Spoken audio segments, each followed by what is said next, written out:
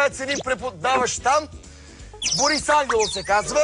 Както видяхме в предишните ни предавания, той тормози своя студентка с неприлични предложения. Да си припомним.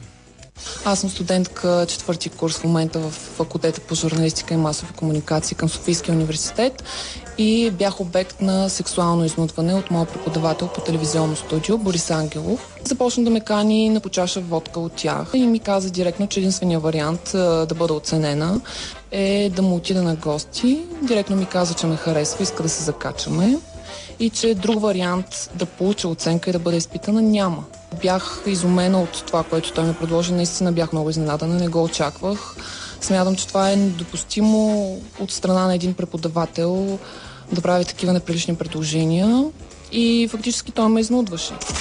Това, което искам е да се измислят някакви начини да бъда изпитана. Мога да си позволя да повтарям, трябва да завърша тази година.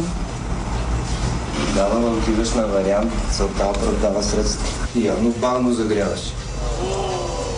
Бавно приемам предложения, явно. Така ли?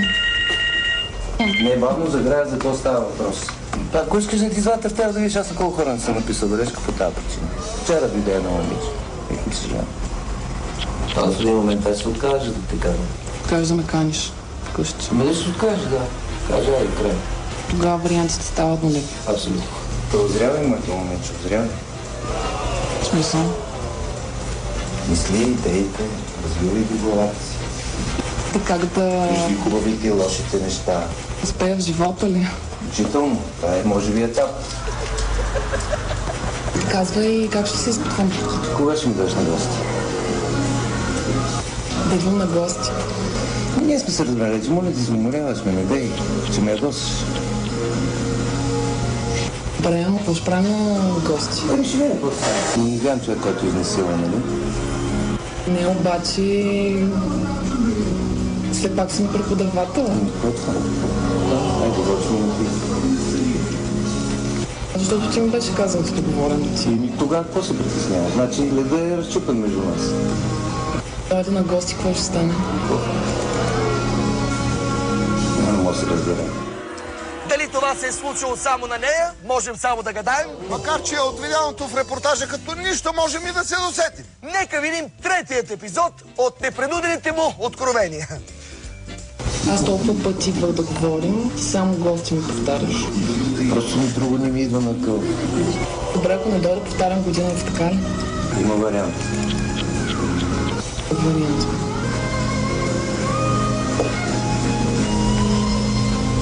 Тази година.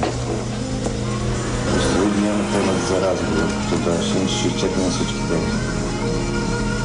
Как ще пишете? Тук ме разпиташ тук, Аз те питам, аз трябва да знам все пак какво ще се случва.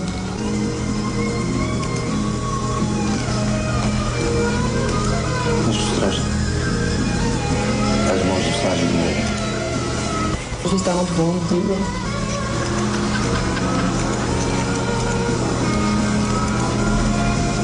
Ти ще останеш доволен? Кога ще да ми стане доволен? Да, хубаво момиче.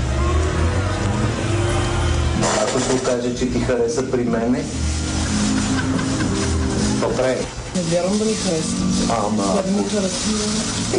Да се чувстваш готов. Приятел.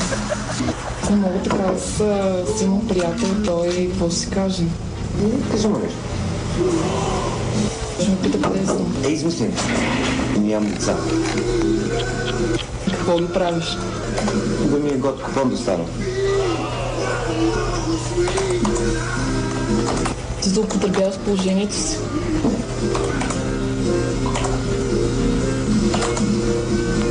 Като виж, аз не те наследвам.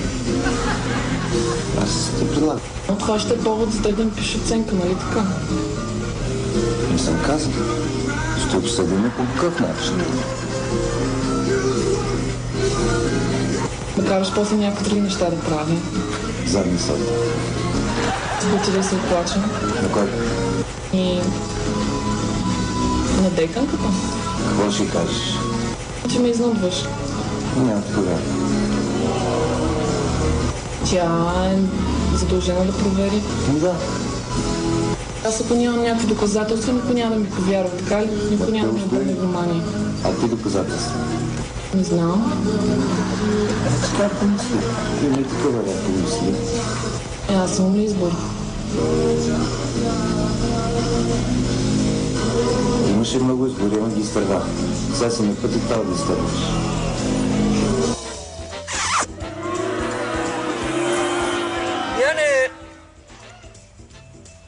Яне! Ако искаш така да продължиш да танцуваш в това шоу, моето момиче, трябва да ми дойдеш на гости. То? Какво ще правим там? Какво ще правим? Ще се отпуснем така, напрегната ми изглеждаш. Ще слушаме класическа музика. Имам редки, ама много редки записи на Бах. Не, Раче, аз предпочитам Бетовен. И на Бетовен имам също, Яне. Дискографията. Заповядай, бе, деца, не ям. Не мога. Много съм ангажирана. Добре, твоя воля, Яне, твоя воля. Аз само ти предлагам, обаче от утре ще танцуваш само по сватби. Защо? Ама по сватби, не, ако искаш, но... Гледайте ни утре, за да си запознаете още по-добре с личността на Борис Ангелов. Ако имате повече информация по случая, сигнализирайте ли веднага на 946-3327 Или на господари.com. Красотата винаги привлича, Танев. Ето, виждаш ме как ходя наляво надясно. Така е било и така ще бъде. Защото няма за нея възраст. На това място съм като фотомодел. Останете с нас и след рекламите